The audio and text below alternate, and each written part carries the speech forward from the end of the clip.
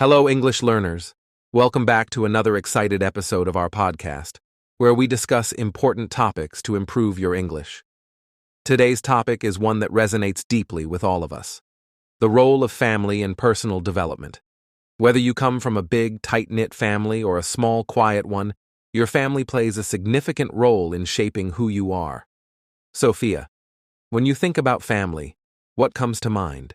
Oh, so much, Adam. Family is where it all begins. Our habits, values, and even how we see ourselves often come from our experiences at home. For me, growing up in a family that valued kindness and hard work taught me lessons I still carry with me every day. What about you? For sure. I can remember countless moments where my family's support made all the difference. But like most people, I've also had to learn and grow from the challenges. That's what makes this topic so rich. Family isn't always perfect, but it's foundational. And that's what we're diving into today. From childhood to career choices, emotional growth to navigating tough family dynamics, we're exploring how family impacts personal development in all its forms. By the end of this episode, we hope you'll walk away with a greater appreciation for the role family plays, ideas for strengthening those relationships, and maybe even some inspiration to build your own legacy. Let's get started. All right, let's start with the big question. What is family? It's such a simple word, but it means something unique to everyone. Sophia, how do you define family? For me, family is more than just who we're related to by blood. It's about the people who love, support, and challenge us to grow. That could be parents, siblings, cousins, or even people we choose to call family, like close friends or mentors. What about you, Adam? I completely agree. I think of family as the people who show up for you no matter what. It's not always perfect, but it's where most of us start learning about love, trust, and resilience. But I've also noticed that the concept of family can look so different depending on culture or personal experience. Absolutely. In some cultures, family extends to aunts, uncles, grandparents, and even neighbors who feel like part of the household. In others, it might just be a parent and child. And then there's the idea of chosen families, people we bring into our lives when our biological families might not provide the support we need. I love that you brought up chosen families. It's such a powerful concept. Sometimes, we think family has to look a certain way, but the truth is, it's about connection and belonging. Let me ask you this. Who's someone in your life that feels like family, even if they're not technically related to you? Oh, that's easy. One of my closest friends from college. She's been my rock through so many ups and downs. She knows me better than anyone, and I'd call her family any day. What about you? For me, it's my mentor from my first job. He taught me so much, not just about work, but about life and staying grounded. He's like the wise uncle I never had. It just goes to show, family can come in all forms. And that's what makes this topic so fascinating. Family isn't one size fits all. It's shaped by culture, personal experiences, and the connections we choose to nurture. Exactly. No matter what family looks like for you, it's undeniable that it plays a huge role in our development.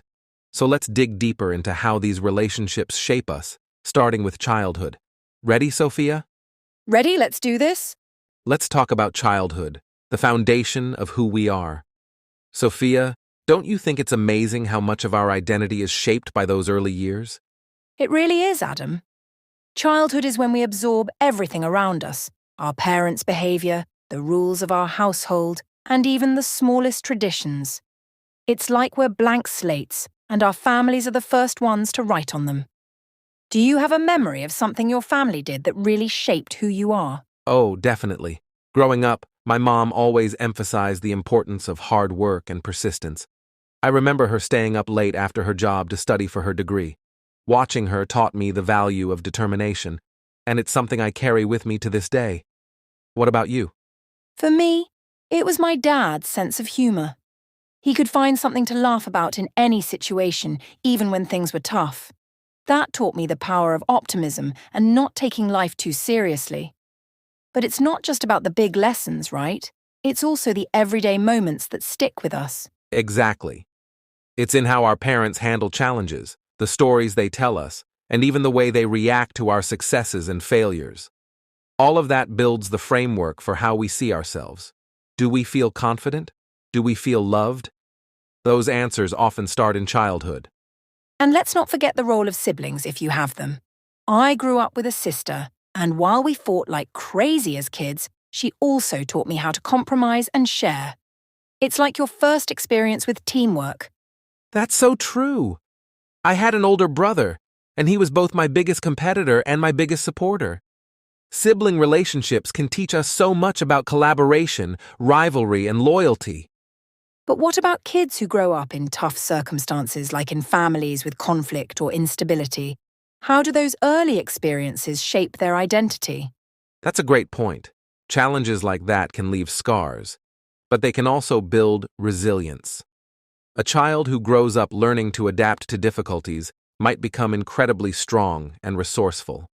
Still, those wounds often need addressing later in life to avoid carrying unhealthy patterns forward. Exactly.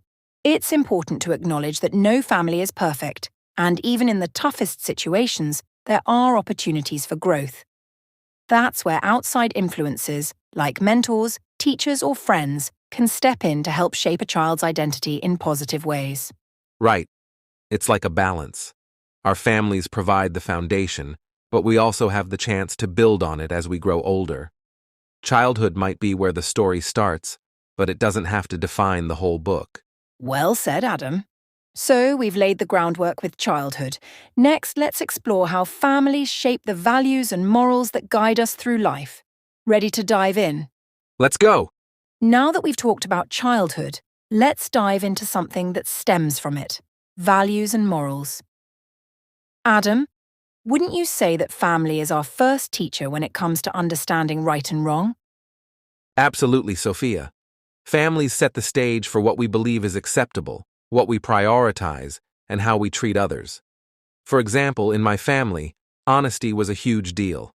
I remember getting into trouble for even the smallest lies, but looking back, I'm grateful because it taught me the importance of trust. That's such a good example. In my family, kindness was everything. My parents always stressed treating others with respect, no matter who they were. I think those lessons have stuck with me and influenced how I interact with people today. It's interesting how those values become second nature, isn't it? But what happens when a family instills values that aren't necessarily healthy or constructive? For example, maybe a family places too much importance on perfection or material success. That's a great point. Families can pass down both positive and negative values. If a family overly focuses on competition, a child might grow up feeling like they always have to prove themselves, which can be exhausting. But on the flip side, some families teach values like empathy and resilience that can serve you for life. True. And what's fascinating is how different cultures emphasize different values. In some families, loyalty and family unity come first, while others might prioritize independence and individuality. Neither is right or wrong. It's just a matter of perspective. Exactly. Growing up in a multicultural household, I saw this firsthand. My mum's side of the family emphasized family gatherings and collective decision-making, while my dad's side encouraged being self-reliant and pursuing personal goals. Balancing those two taught me to appreciate both perspectives. That's such a great example. I think it's also important to acknowledge how morals evolve over time. Sometimes we grow up questioning or even rejecting the values our families taught us, especially if they don't align with who we become as adults. Right. It's like our families give us the framework, but as we experience the world, we start adding, editing, or even replacing those values. The key is to reflect on what serves us and what doesn't. For instance, if a family emphasized rigidity, learning flexibility might be a personal growth opportunity. Exactly. And I think that's where gratitude comes in too. Even if we don't agree with everything our families taught us, we can still appreciate the foundation they provided. After all, it's the starting point for who we are. So, families give us our first sense of what's right and wrong, but it's up to us to shape those morals as we grow. All right. Now let's talk about something we often take for granted, but use every single day: social skills. Families are our first social circle, and they play a massive role in teaching us how to communicate, collaborate, and interact with the world. Sophia, how do you think families influence our social development? Adam, I think it starts even before we realize it. From the moment we're born, our family is shaping how we engage with others. Whether it's learning to share toys with siblings, watching how parents resolve conflicts, or even how they greet a neighbor. These moments teach us how to interact with the world. What about you? Do you have an example from your family? For sure. I remember family dinners being a big deal in my house. It wasn't just about eating. It was about everyone sharing their day, listening, and sometimes debating ideas. That taught me how to hold a conversation, listen actively, and even disagree respectfully. It's amazing how those little rituals shape you. That's a great example. My family was similar, but I also learned a lot from watching how my parents interacted with other people. My mom, for instance, was always so warm and welcoming. She'd chat with the cashier at the grocery store like they were old friends. That taught me the importance of being kind and approachable in social situations. It's funny you mention that because I think modeling is such a key part of how families influence our social skills. Kids pick up on everything: how their parents argue, how they apologize, how they treat strangers. These observations become the foundation for how they interact with others later in life. Exactly. And then there's the sibling dynamic, if you have brothers or sisters. Siblings are like your first practice partners for social interaction. You learn how to negotiate, compromise, and even deal with conflict. Growing up with my sister, I had to learn pretty quickly how to take turns and settle arguments. Same here. My older brother and I were constantly competing, but we also had to learn to work together when it mattered. Siblings can teach you about loyalty, teamwork, and even how to stand up for yourself. But what about kids who grow up as only children? Do you think they miss out on these lessons? Not necessarily. Only children often develop strong social skills by spending more time with adults. They might learn how to articulate themselves better or observe more nuanced social cues. Plus, they still have opportunities to build social skills with cousins, friends, or classmates. That's a great point. But I think there's also a flip side to all this. Families that avoid conflict or have poor communication can unintentionally pass on those patterns. For example, if a child grows up in a household where disagreements are swept under the rug, they might struggle with confrontation as an adult. Exactly. Or if parents are overly critical, a child might grow up with low self-esteem, which can make social interactions more difficult. But the good news is, social skills can always be developed. Even if your family didn't model healthy communication, you can learn it later in life. Absolutely. It's all about exposure and practice. Joining clubs, volunteering, or even just having meaningful conversations with friends can help fill in those gaps. But let's circle back to families for a moment. Do you think traditions play a role in social development? Oh, definitely. Traditions like holiday gatherings or cultural celebrations teach us how to interact in group settings. They show us how to honor customs, respect elders, and participate in something bigger than ourselves. For me, family traditions were a great way to build a sense of community. I can relate to that.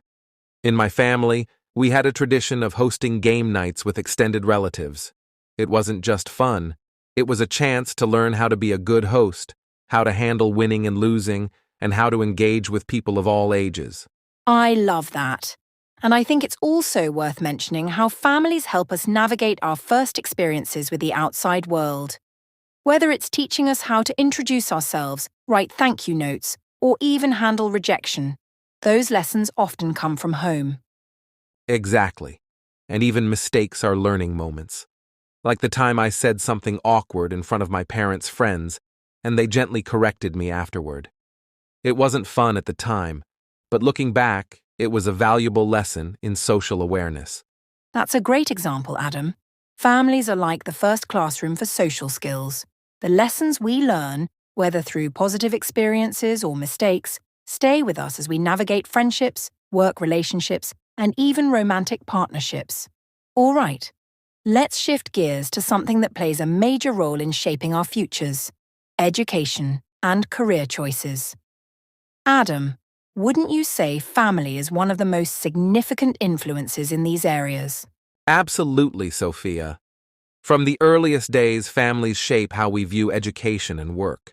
Whether it's the bedtime stories parents read to us or their attitudes toward school, those early experiences create a framework for how we approach learning and ambition. What about in your family? Did they have a strong stance on education? Oh, 100%. My parents always emphasized education as the key to a better life. They weren't just about getting good grades. They wanted us to develop a love for learning. They used to say, knowledge is something no one can take away from you. That really stuck with me. How about you? My family was the same. My dad was big on discipline and focus, especially when it came to school. I remember him saying, "Your education is your ticket to independence." He wasn't wrong. It gave me the motivation to push through challenges, especially during college. That's amazing. But I think it's also important to recognize how diverse family influences can be. Some families might focus on formal education, while others prioritize skills and trades. Both are valid paths and depend a lot on the family's values and circumstances. Exactly.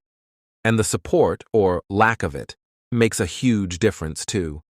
A family that encourages curiosity and exploration can instill confidence, while one that pressures kids into specific careers might make them feel boxed in.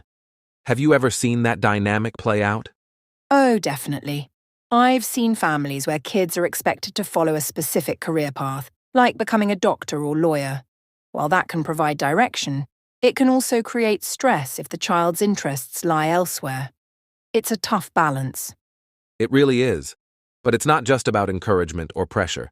Families also influence our career choices by exposing us to different opportunities. For example, if a parent works in a certain field, their child might naturally gravitate toward it because it feels familiar. Right. It's like how some kids from entrepreneurial families grow up with a knack for business, or children of teachers develop a passion for education. That exposure is a powerful factor. But what about families that might not have as many resources or connections? How do they shape career paths? That's a great question. In those cases, families might instill resilience and resourcefulness instead. They teach their kids to find opportunities, even when they aren't handed to them. And sometimes, those challenges lead to even greater achievements. That's so true. And let's not forget how families influence our work ethic. Whether it's watching a parent juggle multiple jobs or seeing them go above and beyond in their career, those examples teach us what it means to be dedicated and responsible. Absolutely. In my case, my mom worked long hours but never complained. That left a lasting impression on me about the value of hard work. But it's also important to talk about balance. Some families might emphasize work so much that they forget about rest and personal fulfillment. Exactly. That's where communication becomes key. Families should encourage ambition while also reminding us that it's okay to take breaks and prioritize mental health. After all, success isn't just about what we achieve, it's also about how we feel along the way. Well said, Sophia. It's all about perspective. Families set the tone for how we approach education and careers, but it's up to us to adapt those lessons to fit our goals and passions. As we grow, we can take the foundation they gave us and build something uniquely our own. All right, Adam, now let's dive into a topic that, while sometimes tough to talk about, is so crucial to personal development: overcoming family challenges. As much as we love and learn from our families, they're not perfect, and conflicts or difficulties are inevitable. How do you think these challenges affect us in the long run? That's a great question, Sophia. I think family challenges have a huge impact on us. Sometimes they're the very things that shape who we become. Whether it's an unresolved conflict, financial struggles, or emotional distance, these challenges force us to face discomfort and learn to navigate the complexities of relationships. At the same time, I think overcoming them can make us more resilient and adaptable in the future. I completely agree. It's often through those difficult moments that we discover what we're truly capable of. For example, I went through a tough period in my teenage years when my family faced significant financial hardship. At the time, it was really stressful, but looking back, I see how it brought my family closer. We had to rely on each other, stay connected, and be creative about how we supported one another. That's a great example, Sophia. Family struggles can create a sense of unity, like you said, but it's not always the case, right? Some challenges can tear families apart or create deep emotional scars. For instance, unresolved conflicts or dysfunction can leave lasting emotional effects. I've seen families where arguments are never fully addressed, and it creates tension that lingers for years. Absolutely. And that's one of the tough parts, when family challenges aren't dealt with openly. Sometimes we avoid conflict to keep the peace, but it ends up causing more damage in the long run. I've witnessed situations where families have distanced themselves from each other because no one wanted to have the difficult conversations. It can really create a rift, even when there's love. That's so true. And I think the longer these issues are ignored, the harder it can be to break the cycle. It takes a lot of courage to open up about difficult emotions or to admit that there's a problem. But the healing really starts when we face these challenges head on. Right. And sometimes, facing those challenges doesn't mean we have to fix everything right away. It can start with acknowledging that there's a problem and being open to change. One of the most powerful things we can do is have those uncomfortable conversations, even if they're messy at first. It shows that we care enough to work through the difficulties. Exactly. And I think a big part of that is learning how to communicate in healthy ways, especially in the heat of conflict. Families often teach us our first lessons in communication, for better or for worse. In my own family, we weren't always great at talking things through, but when we finally did, it made a huge difference. It wasn't about winning the argument, it was about being heard and understanding each other's feelings. That's a valuable point. Communication is key. But I also think it's important to talk about how family challenges shape our emotional resilience. When you're exposed to hard times within your family, whether it's dealing with loss, illness, or financial stress, you learn how to handle stress and adversity. It's like a training ground for the emotional tools we need to face the world outside. That's such an important aspect of overcoming family challenges. These experiences teach us how to cope, adapt, and even grow. But, like you mentioned, it's not always easy to face these challenges. Sometimes they can create deep emotional wounds, especially when things like toxic behavior or abuse are involved. How do you think someone can start healing in those situations? That's a tough one, Adam. Healing from toxic behavior or abuse is a long and difficult journey, but it's absolutely possible. The first step is recognizing that the environment isn't healthy, which can be really hard, especially when you've grown up in it. Then seeking help, whether through therapy, support groups, or trusted friends, can be a major part of healing. It's also crucial to set boundaries and protect your emotional well-being, even if that means distancing yourself from family members who may be harmful. Yeah, boundaries are so important. It's not about cutting off all family contact, but about creating a space where you can heal and grow. And I think one of the hardest things is learning to forgive, not for the other person's sake, but for your own. Holding on to anger or resentment only keeps you stuck in the past. Forgiveness is so powerful, but it's not easy. It doesn't mean excusing hurtful behavior. It means freeing yourself from the emotional weight of it. And that's something I think families sometimes forget. They can hurt each other, but they also have the power to heal.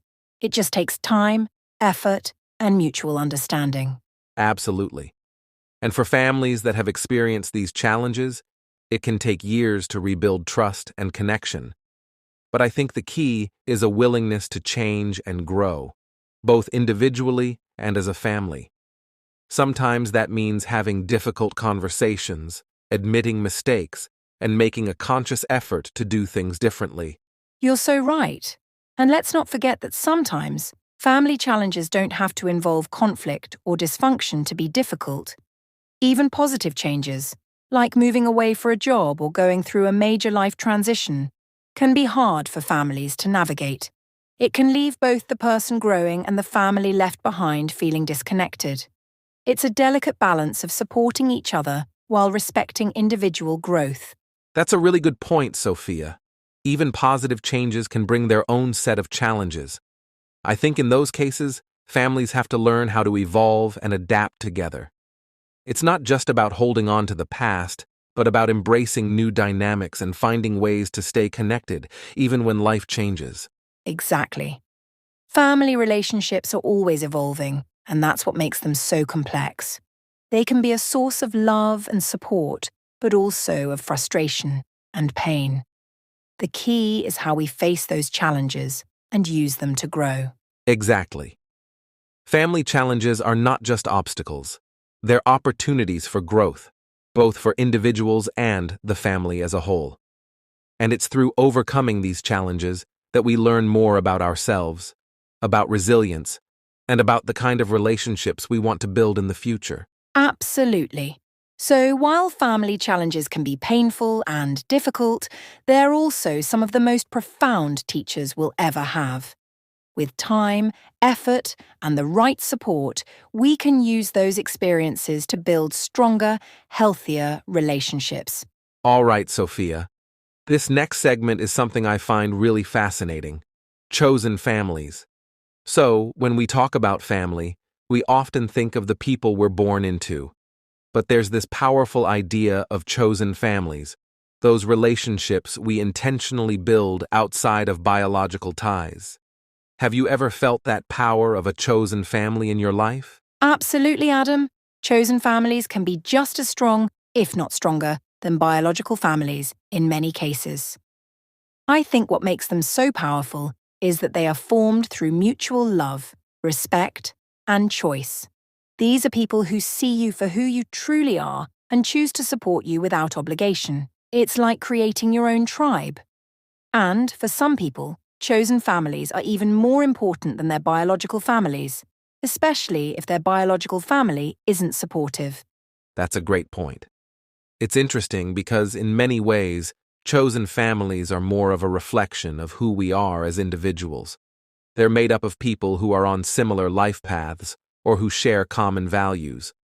I think it's especially true for people who might have had difficult or strained relationships with their biological families. For some, creating a chosen family gives them the sense of belonging they may have missed out on. Exactly.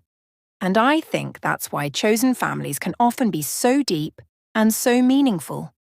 They're not bound by blood or shared history, but by shared experiences and love. For example, a group of friends who have been through tough times together, or a mentor who has stood by you through life's challenges, can become that rock of support, just as much as a parent or sibling would. That's so true. I have a close-knit group of friends who feel like family to me. We've been through breakups, career changes, family tragedies, you name it, and we've always supported each other. Sometimes it feels like they know me better than anyone else. They're the ones who show up when it counts, no questions asked. Same here, Adam. I have a group of friends I consider my chosen family, and they've been there for me in ways I never expected. They remind me that family isn't just about shared genetics, it's about being there for each other in meaningful ways.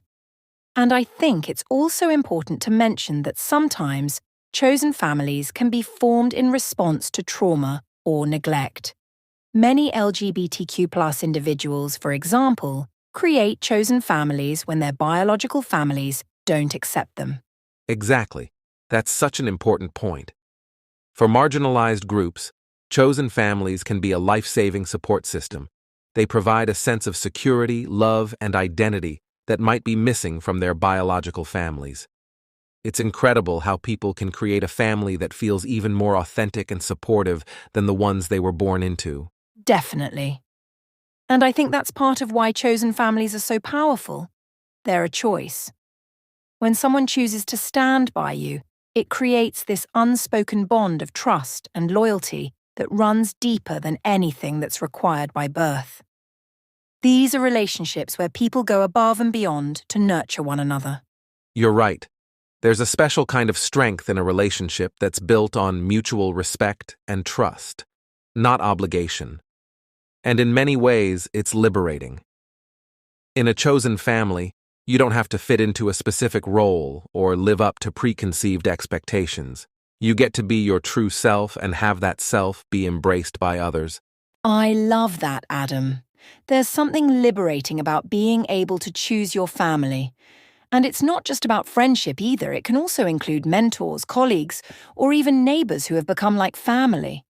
Sometimes these people help us grow, challenge us, and make us better versions of ourselves. Exactly. And these relationships aren't one-sided. Chosen families are based on mutual care, and everyone in the family plays a part in supporting and uplifting each other. It's about a community where everyone's needs are met, and people give and receive love in a way that benefits everyone. Absolutely. And I think we sometimes forget that families don't always have to look the same. In fact, they can be made up of a blend of people, friends, chosen family, and even colleagues, who come together and create a unique support network. They all serve different purposes in our lives, but they come together to form this holistic support system. Right. And what's interesting is that even though we often think of family as a single unit, chosen families can often fill in the gaps where biological families might not be able to. For example, not everyone has the relationship with their parents or siblings that they want, and that's okay. A chosen family can give them the love and support they need to feel whole. Exactly, Adam. And I think it's empowering to know that we can create our own families. For some people, biological family members may have passed away or become estranged, and it's in those times that chosen families really show their power. They remind us that, no matter where we come from, we can always find people who will love and care for us. That's a beautiful point, Sophia.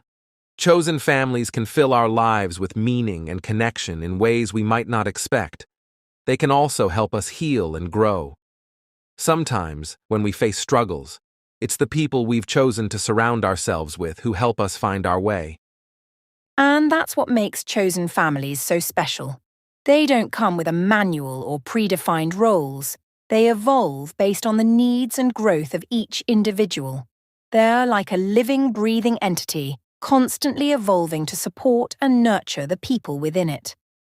It's so true. And I think it's important to emphasize that the strength of a chosen family doesn't lie in its size. You don't need a large group of people to feel that support.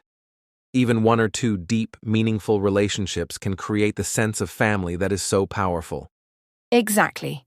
The quality of those relationships, the trust and the love are what really matter. And we all have the power to create those connections, whether it's with a close friend, a mentor, or a community we've found. Chosen families aren't defined by blood, they're defined by the bonds we create.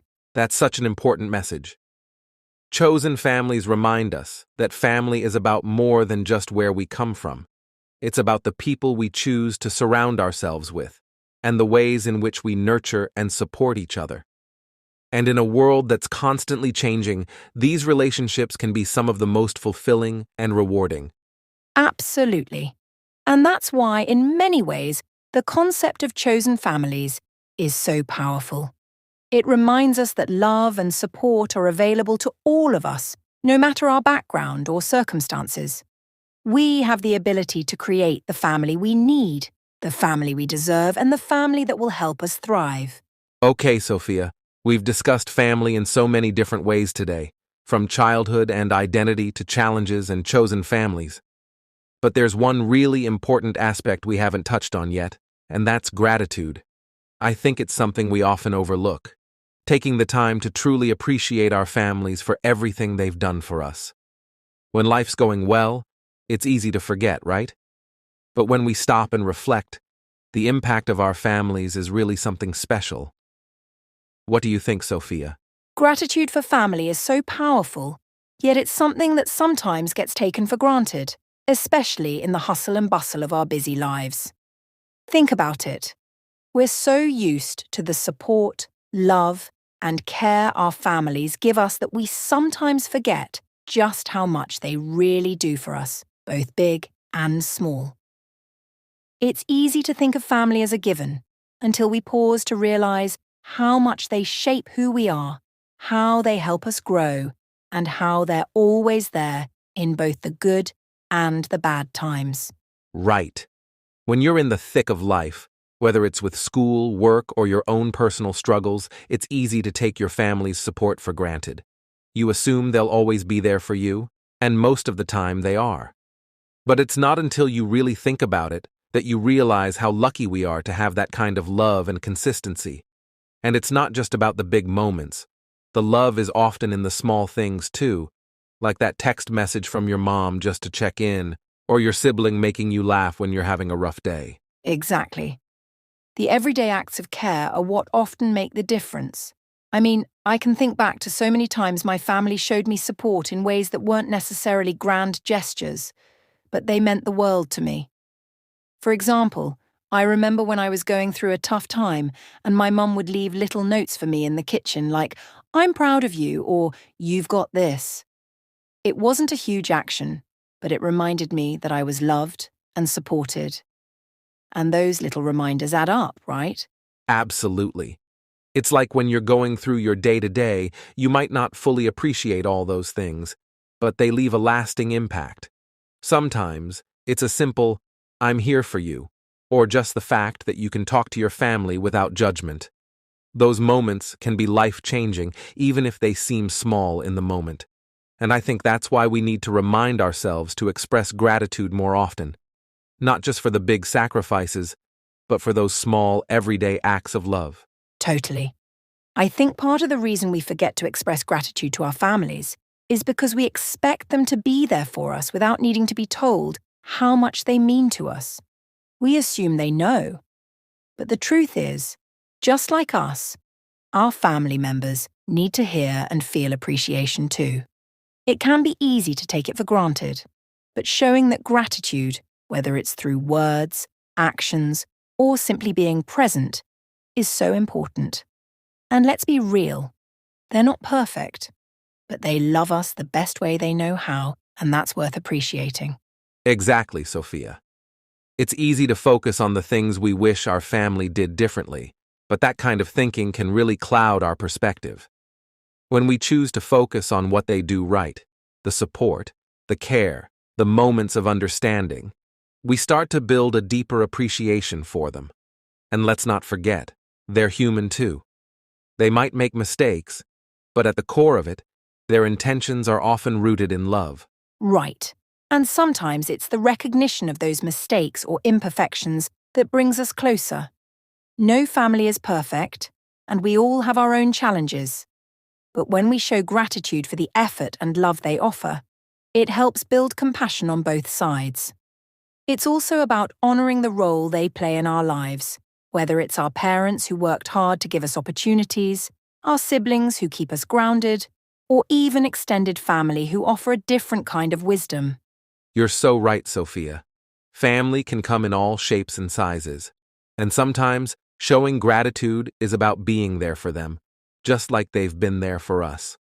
It's not just about receiving support, but about giving back to them in whatever way we can, whether that's offering a helping hand, listening when they need to talk, or simply telling them, "I appreciate you."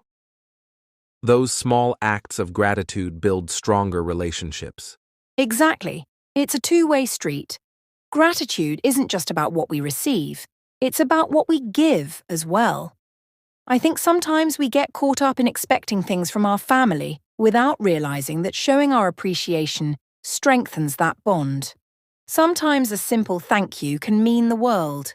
And when we express gratitude, it can lead to more open communication, more support, and even better problem solving when conflict arises. It's like planting seeds of love that help grow deeper connections. You hit the nail on the head, Sophia. Gratitude has the power to transform relationships, even when things get difficult. It's a reminder that, no matter what, family can be our greatest support system, if we nurture it with appreciation. And this gratitude doesn't just come from the positive moments, right? Sometimes, it's through the tough times that we realize just how much we've learned from our families. Maybe it's the lessons about resilience or the strength we've gained through hardship together. Those moments of struggle can deepen our gratitude for the people who've stood by us. Absolutely. In fact, some of the toughest moments we face with our families, when things don't go as planned, when there's conflict or miscommunication, can actually be some of the most transformative. And if we approach those challenges with gratitude, it can shift the way we handle them. We can see them as opportunities to grow together rather than as roadblocks. For example, when my family went through a rough patch, I realized how much we were all learning to communicate better and show more empathy. At the end of it, I was so grateful for how we were able to grow together. Such a great point, Sophia. It's during the rough times that we really see the strength of family and the depth of love they're willing to offer. And even if things aren't perfect, those moments of vulnerability can bring us closer. Gratitude for family doesn't just come from the good times. It's often in the messy, challenging times when we learn the most about each other and appreciate each other even more. Exactly. And I think there's something so healing about simply acknowledging and appreciating the people who have shaped us. Sometimes, we just need to take a moment to reflect on how our family has influenced who we are, whether through their support, their sacrifices, or their guidance. A little gratitude goes a long way in deepening those connections. Absolutely. So, to all of our listeners today, take a moment and think about the people who have shaped your life, your family, both biological and chosen. Maybe reach out to someone in your life and say thank you, or just reflect on the love and support that's been there for you all along. Even the smallest gestures of gratitude can help you see your family in a whole new light. Well said, Adam. And remember, gratitude is a practice. It's not just about feeling it, it's about showing it. So, let's be intentional in showing our families how much we appreciate them, not just when things are going well, but all the time. They deserve it. All right, Adam. We've talked a lot about the role of family in shaping who we are, from childhood through to our adult lives. We've discussed the highs, the lows, and everything in between. But now let's zoom out a bit and look ahead. How do we build better futures for our families? How can we actively create healthier, stronger family dynamics that set the stage for growth, happiness, and connection in the years to come? That's such an important question, Sophia. We often talk about the past and how family shapes us, but we don't always think about how we can actively shape the future of our families. Whether it's our own immediate families, extended families, or even chosen families, there's always room to grow and improve. So much of building a better future is about consciously working on the foundations, communication, support, and understanding, so we don't fall into old patterns that might limit us. I completely agree. I think one of the first steps toward building a better future is creating an open environment where everyone feels heard. In families, it's easy to fall into the trap of just going through the motions, doing what's expected without really connecting. But in order to build a healthy future, everyone in the family needs to feel like their voice matters. That means listening actively, being open to feedback, and making sure everyone feels respected. Right. And active listening is such a key part of that. It's easy to assume we know what someone is going to say or to brush off their thoughts, especially in family dynamics where roles are often well established. But when we listen to understand, not just to respond, it opens up space for deeper conversations and stronger connections. It helps each family member feel valued and recognized for who they truly are. Exactly. And that's not always easy, especially when emotions are running high or when there are long-standing patterns of communication. But that's where growth happens, right? By breaking those cycles and learning how to communicate in healthier ways, we lay the groundwork for a better future. And that takes effort. It takes patience, empathy, and sometimes a little vulnerability. Yeah, vulnerability is a big one. Sometimes we think of family as a place where we can let our guards down and be ourselves, but in reality, it can be one of the hardest places to be vulnerable. We're afraid of judgment, or we worry about repeating the same mistakes from the past. But if we want to build a better future, we have to be willing to show up as our authentic selves and create a culture of openness where it's okay to be imperfect. Such a great point, Adam. Embracing imperfection is so important. Perfectionism, whether it's about how we act or how we expect others to act, can be really damaging in families. None of us are perfect, and the sooner we accept that, the better. Creating a culture of imperfection allows us to grow together and to lift each other up rather than hold each other to impossible standards. It's about being human and being okay with that. And that's where understanding comes in too. The more we understand each other's needs, challenges, and goals, the more we can support one another in a meaningful way. It's not just about being there for someone in the moment, but also about anticipating needs and making the effort to understand what those needs are before they even arise. A lot of the time, that comes down to being proactive, checking in with family members, offering help before it's even asked for, or simply saying, "How can I support you today?" Exactly, Adam. Support is the cornerstone of building a strong family. But it's not just about emotional support. It's also about providing practical help, setting healthy boundaries, and respecting each other's space. When we make these things a priority, we create an environment that allows everyone in the family to thrive individually and collectively. I think boundaries are so important in creating that healthy space. Often we think that family means being available all the time, but that can lead to burnout and resentment. Setting boundaries isn't about creating distance. It's about making sure everyone can maintain their own well-being while still being there for each other. Healthy boundaries help families respect each other's needs without overstepping or draining each other. Boundaries are definitely essential, and they're not just about what we don't do, but also about what we do. For example, being intentional about spending quality time together, whether it's having family meals, game nights, or even just checking in with one another regularly, builds a foundation for closeness and connection. It's those little moments that add up over time to create a strong bond that can withstand whatever challenges come our way. Exactly. And I think one of the most powerful ways to build a better future is by modeling the values we want to see in the next generation. Whether it's showing kindness, resilience, hard work, or empathy, our actions speak louder than words. Kids, or even young adults, look to their family members to understand how to navigate the world. So by embodying those values, we teach them not just through words, but through lived experiences. Yes. And this doesn't only apply to kids. I think as adults, we also influence the culture of our family. Whether we're parents, siblings, or even extended family members, we have a role to play in fostering an environment where kindness, respect, and support are prioritized. It's about setting an example for everyone, showing that building a better future is something we do together, and we're all part of the process. And that's where family traditions really come into play too.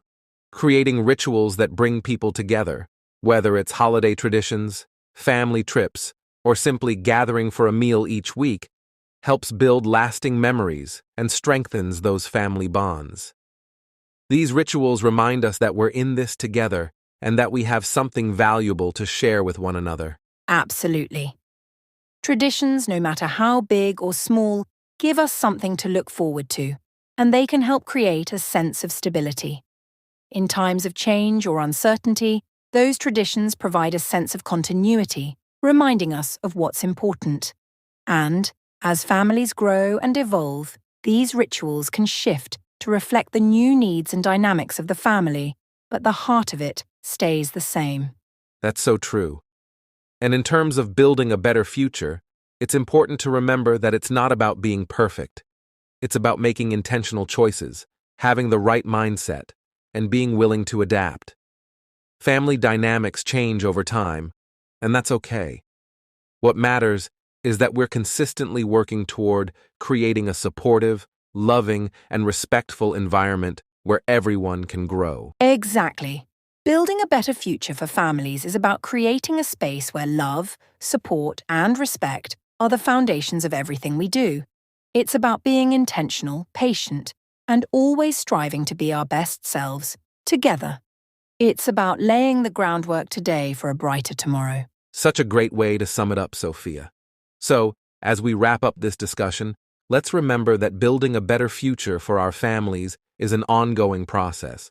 It takes time, effort, and a lot of love, but it's absolutely worth it. Whether you're starting today or already on that journey, every little step you take makes a difference. Absolutely, Adam. And to all our listeners, we encourage you to think about how you can contribute to building a stronger, healthier future for your own family. What small changes can you make today that will create lasting positive impacts tomorrow? We hope today's conversation has inspired you to take action and start thinking about how you can be a force for positive change in your family.